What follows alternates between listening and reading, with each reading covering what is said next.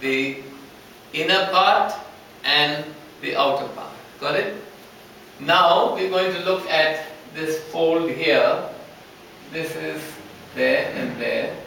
Now draw a line across there and bring this line across here.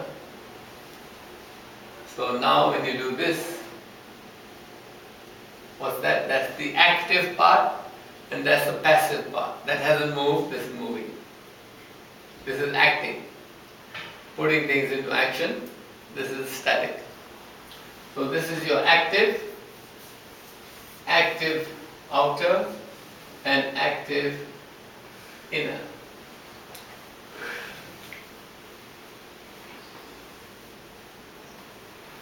So that's your active outer part of you that can act and do things. This is the support system. So this is my active outer and this is my passive inner, and they all go through the identity that works there and there. Yeah, interesting. Hello? Have you thought about all those things when you're doing your hands? So how many interesting things are looking right in front of them, you don't even realize the wonderful things about. Okay, I'm going to give you an overview of all this. You don't have to remember that, just get the idea of the whole thing. Then we will start to look at the things and we start to do the work. Understand?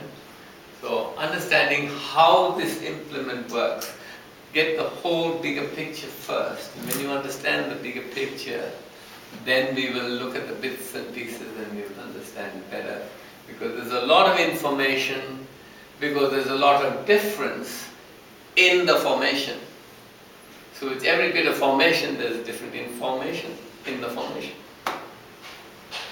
Yeah. So we look at the formation and see the different information. And her hands are formed different from mine, so there'll be different information, and there's no two people alike here. And there's not really the left and right hand side which are equal either, because you'll see one is informing you differently and one is informing you differently. Not just only the sides, there'll be differences, many other differences. Okay? So this is how we are handling it, this is how we're learning to balance things, how we feel things differently, and all this feedback, just like the feet pump the energy back to the heart, the blood and the lymph and everything has to go back up here to be recycled. This also is pumping everything back here to be recycled. True? So whatever I feel out there is going to be pumping and feeling and sensing and squeeze and put dimension and shape. And what's happening with the levers, she can put different levels of pressure.